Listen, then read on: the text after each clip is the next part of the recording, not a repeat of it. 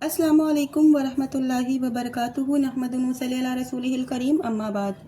आज अपने वीडियो में ये बताऊंगी कि क्या बीवियों को खर्चा देना चाहिए या नहीं। इसमें बहुत से इख्तिलाफात होते हैं। बहुत सी जगह बहुत से शौहर ऐसे होते हैं बीवियों को खर्चा देते हैं और बहुत से नहीं भी देते हैं और ये कहते हैं कि ज़रूरत ही क्या है। तो मैं आज आपको बताऊंगी कि कुरान और हदीस से दलील दे करके फ़ैसला आपको करना है कि क्या ये वाजिब है देना या नहीं। कुरान पाक की मैं कुछ आयतें पेश करूंगी और ये भी आपको समझाऊंगी कि जहाँ कुछ जिम्मेदारियां औरतों के ऊपर आयत की गई हैं वहीं कुछ जिम्मेदारियों से उन्हें आज़ाद भी रखा गया है ताकि तवाज़ुन बरकरार रहे। सबसे पहले मैं आपके सामने सूरह बकरा की एक आयत पेश करती हूँ। अलल मौलूदी लहू रिज़्क़ुहुन्ना व किस्वतुहुन्ना बिल मारूफ़ ला तुकल्लिफु नफ्सुन इल्ला वुसअहा। यानी तर्जुमा ज़रूर सुना करें आयतों का। और मौलूदा यानी बाप पर इन औरतों के खाने और कपड़े की जिम्मेदारी है जो दस्तूर के मुताबिक हो। हर शख्स को उतनी ही तकलीफ दी जाती है जितनी उसको ताकत हो।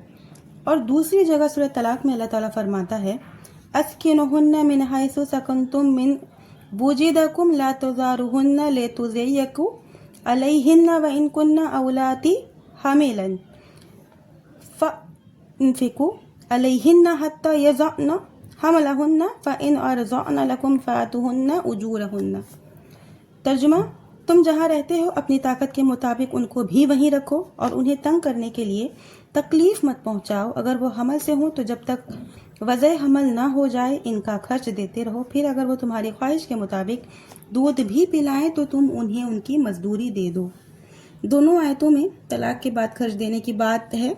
पहली आयत में तलाक के बाद और बच्चे को दूध पिलाने की सूरत में हो और दूसरी आयत में तलाक की सूरत में। अब आप खुद गौर फरमा सकते हैं कि जब तलाक में खर्चा देना वाजिब है तो आम हालात में जबकि रब्बतुल बैत की हैसियत से घर की जिम्मेदारी एक बीवी संभाले हुए है तो शौहर पर इसका खर्चा वाजिब होगा या नहीं।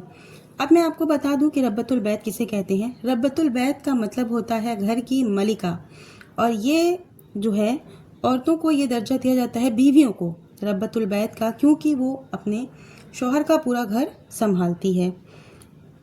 मेरे हिसाब से इसमें कोई शक नहीं है कि उन्हें खर्चा देना वाजिब है। हाँ, ये शक पैदा हो सकता है कि शौहर अगर गरीब और मफलूक हाल में है तो कहाँ से खिलाएगा। चोरी करने और डाका डालने की इजाज़त तो नहीं दी गई है।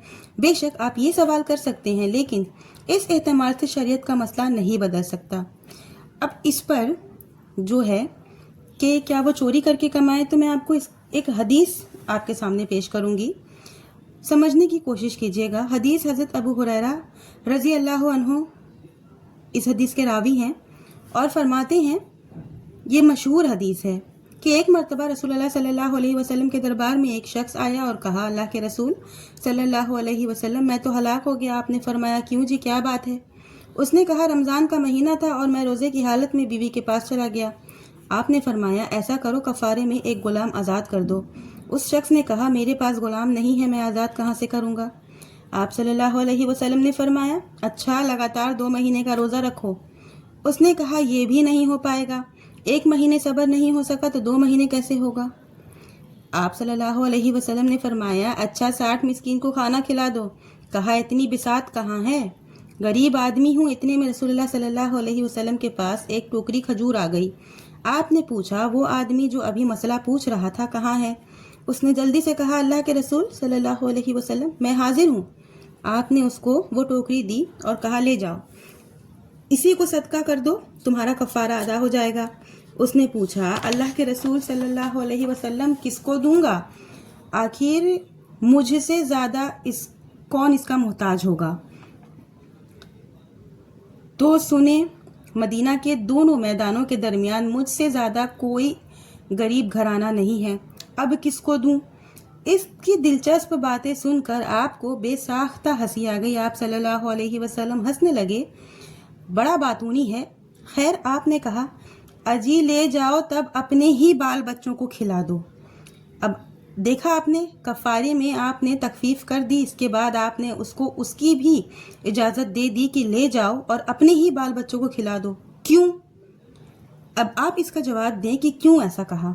اس لیے کہ ان کا نفقہ سے تو بہرحال تمہیں چھٹکارا نہیں ہے، یعنی بیوی بچوں کی ذمہ داریوں سے کسی کو چھٹکارا نہیں مل سکتا ہے، اس لیے کہ بیوی بچوں کا خرچ تمہارے اوپر واجب ہے۔ ابو ہریرہ رضی اللہ عنہ کی حدیث ہے، وہ حدیث بیان کرنے کے بعد فرماتے ہیں تقول المرأة اما ان تطعمنی و اما ان تلقنی ویقول العبد اطعمنی واستعملنی ویقول الابن اطعمنی الی من تدعونی۔ صحیح بخاری کی یہ حدیث ہے۔ بیوی شوہر سے کہتی ہے یا تو مجھے کھلاؤ نہیں تو پھر طلاق دو، غلام آقا سے کہتا ہے مجھے کھلاؤ اور مجھ سے کام لو، اور بیٹا باپ سے کہتا ہے مجھے کھلاؤ، کس کے سہارے مجھے چھوڑو گے؟ امام بخاری رحمۃ اللہ علیہ نے حضرت ابو ہریرہ رضی اللہ عنہ کا یہ قول پیش کیا ہے کہ اہل و عیال کا خرچہ اور نفقہ مرد کے اوپر واجب ہے، اس لیے ائمہ اکرام اور محدثین اس بات کے قائل ہیں کہ شوہر اگر اپنی بیوی کا خرچہ نہ دے سکے تو دونوں کے درمیان تفریق کرا دی جائے گی، لیکن احناف عورت کو صبر کی تلقین کا فتویٰ دیتے ہیں، یعنی اگر شوہر خرچہ نہیں دے سکتا تو عورت سے کہا جائے گا کہ صبر کرو، لیکن طلاق نہیں دلوائیں گے، اور پھر انہی کا فتویٰ ہے شوہر نامرد ہے تو دونوں میں تفریق کرا دی جائے۔ بھلا بتائیے، خواہش نفس پر تو کسی کا کنٹرول نہیں، پیٹ پر کیسے صبر کیا جا سکتا ہے؟ جہاں صبر کی گنجائش ہے وہاں تفریق کرائی جائے گی، اور جہاں صبر کی کوئی گنجائش نہیں ہے وہاں تفریق نہیں، صبر کی تلقین کی جائے گی۔ یہ ہے عدم کا انصاف کا توازن۔ یہ ضمنی باتیں تھیں، بات اصل یہ ہے کہ عورت کے اوپر اسلام نے نان و نفقہ کی جو ذمہ داری جو ہے وہ نہیں ڈالی ہے، ہر قسم کا مالی بوجھ جو ہے وہ مرد کے اوپر ہے، اور اسی اعتبار سے ہر ایک کا دائرہ متعین کر دیا گیا ہے۔ عورت کو اگر نفقہ سے مستثنی رکھا گیا ہے تو گھر میں رہتے ہوئے اس پر کچھ ذمہ داریاں ہیں جو ڈالی گئی ہیں، جن کے بارے میں انشاءاللہ کسی اور ویڈیو میں بات کروں گی۔ آج جو ٹاپک تھا انشاءاللہ آپ کو سمجھ میں آ گیا ہوگا کہ جو یہ لوگ کہتے ہیں کہ نہیں عورتوں کو خرچہ، بیویوں کو خرچہ دینے کی کیا ضرورت ہے، تو میرے حساب سے بیویوں کو خرچہ دینا چاہیے۔